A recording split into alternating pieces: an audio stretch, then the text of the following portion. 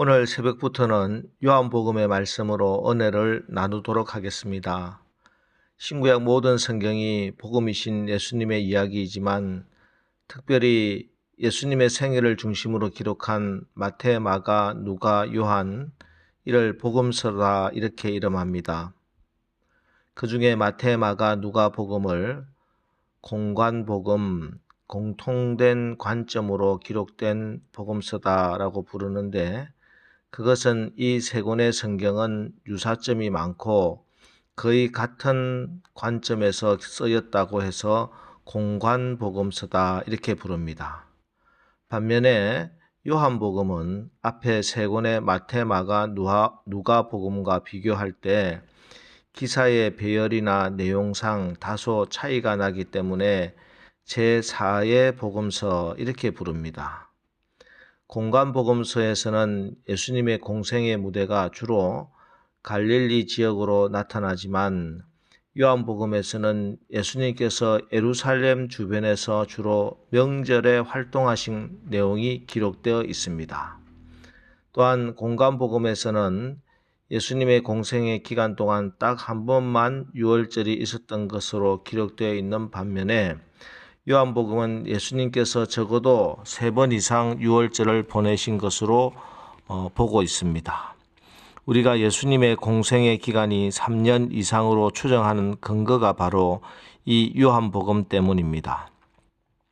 그리고 공관복음서에 자주 나타나는 비유가 요한복음에서는 하나도 없습니다. 그 대신에 요한복음은 예수님이 어떠신 분이고 또 어떤 목적으로 이 땅에 오셨는가 하는 것을 보여주는 7가지의 자기 계시, 자기 선언이 나오는데 헬라어로 에고 에이미라는 문장으로 되어 있습니다. 나는 무엇이다. 나는 생명의 떡이다. 나는 세상의 빛이다. 나는 포도나무다. 이런 내용들 앞으로 살펴볼 것입니다. 그리고 7가지 사인, 표적들, 기적들이 소개되고 있습니다.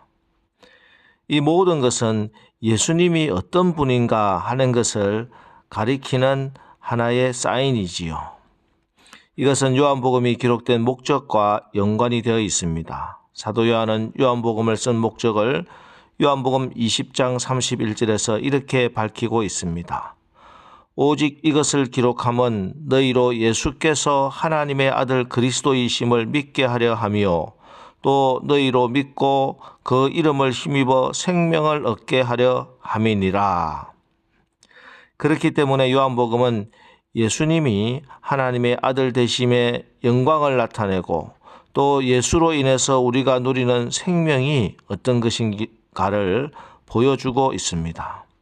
우리가 오늘부터 요한복음을 매일 한 장씩 읽고 기도하면서 우리 예수님이 나에게 어떤 분이신지, 예수로 인해 내가 누리는 생명이 무엇인지 분명해지고 또 날마다 그 생명을 맛보아 아시게 되시기를 축복합니다. 오늘 요한복음은 그 첫 문장을 이렇게 시작합니다. 1절, 태초에 말씀이 계시니라. 이 말씀이 하나님과 함께 계셨으니 이 말씀은 곧 하나님이시니라. 여기서 말씀 혹은 워드라는 단어는 원어로는 로고스입니다. 그런데 이 로고스, 즉 말씀은 히브리어로 다바르인데 이 다바르는 단순한 소리가 아니라 생명을 만들고 살리는 놀라운 하나님의 말씀입니다.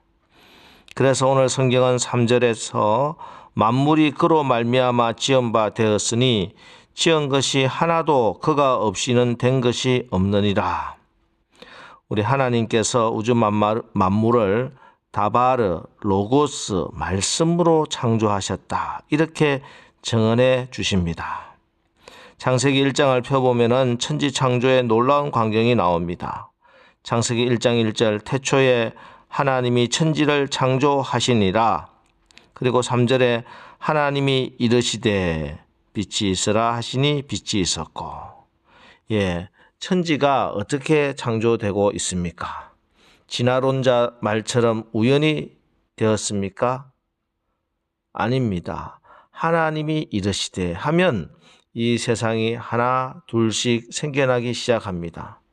시편 33편 6절은 여호와의 말씀으로 하늘이 지음이 되었으며 그 만상이 그 입기운으로 이루었도다 하고 고백되고 있습니다. 그렇습니다. 하나님은 말씀으로 세상을 하나둘 창조해 나가셨습니다. 그런데 오늘 요한복음을 보니 이 말씀이 바로 예수님이셨다는 것입니다. 그러므로 예수님이 천지를 창조하셨습니다. 만물이 그로 말미암아 지은 바 되었으니 지은 것이 하나도 그가 없이는 된 것이 없느니라. 그렇습니다. 모든 것이 예수님의 것이요, 예수님이 주신 것이요, 예수님의 선물입니다. 왜? 예수님이 지으신 것이기 때문이지요. 그렇습니다. 공간을 만드신 분 예수님이십니다. 때문에 나의 삶의 환경은 예수님으로부터 빌려서 쓰는 것입니다. 예수님께서 내게 주신 공간, 내 삶을 어떻게 쓸 것인가? 이것이 신앙인과 비신앙인을 구별하게 합니다. 시간을 만드신 분도 우리 예수님이십니다. 어떤 분들은 짧은 시간을 빌려서 쓰고 예수님께 돌아갑니다. 또 어떤 분들은 긴 시간을 예수님으로부터 빌려 쓰고 예수님께 돌아갑니다. 예수님께 빌려 쓰는 시간을 어떻게 쓸 것인가? 이것이 예수님 앞에 섰을 때 심판의 바로메타가 되는 것입니다.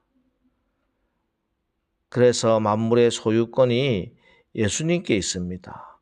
만물의 관리권이 예수님께 있습니다. 만물의 치유권이 예수님께 있습니다. 만물의 심판권이 예수님께 있습니다.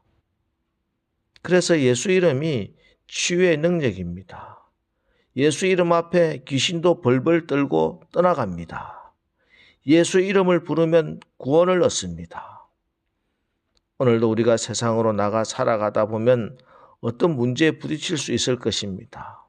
그 문제 해결해 주실 분 우리 예수님이십니다. 인생 살아가다가 상처를 받고 고통과 질병 가운데 빠질 경우가 있을 것입니다. 그 상처와 질병을 치유해 주시는 치유자, 치유권 예수님께 있습니다.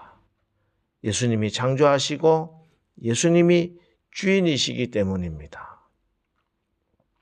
다음으로 4절에 그 안에 생명이 있었으니 이 생명은 사람들의 빛이라.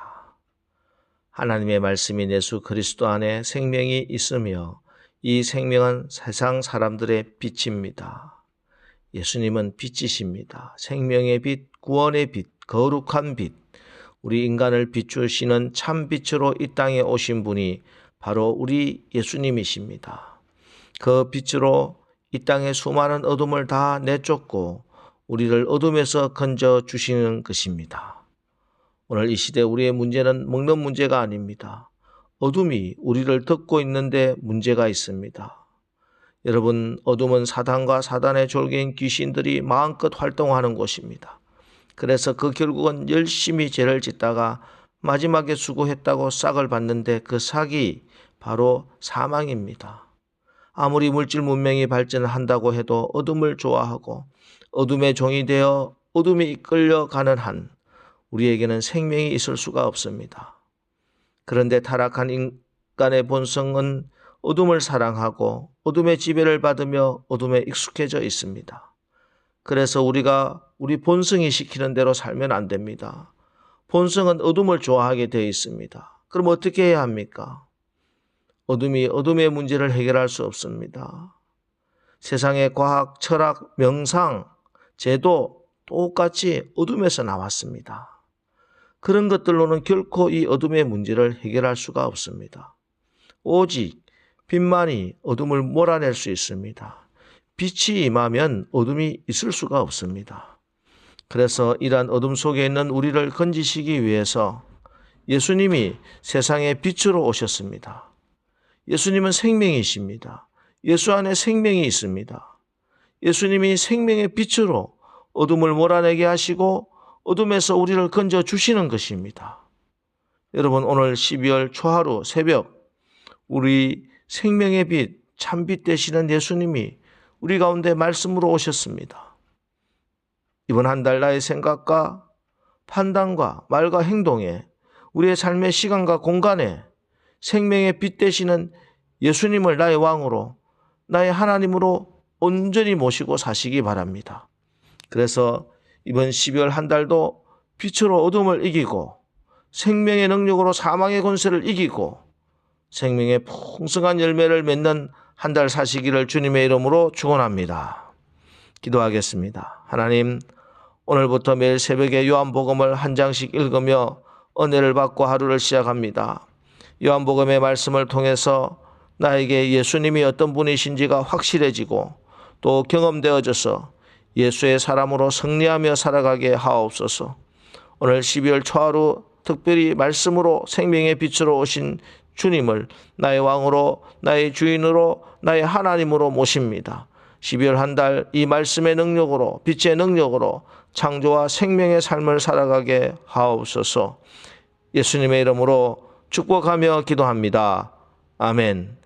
이제 이번 한 달, 올 마지막 달 주신 말씀으로 생명의 삶, 빛의 삶을 살아가게 하옵소서. 우리 기도하고 오늘도 승리하겠습니다. 우리 기도하겠습니다.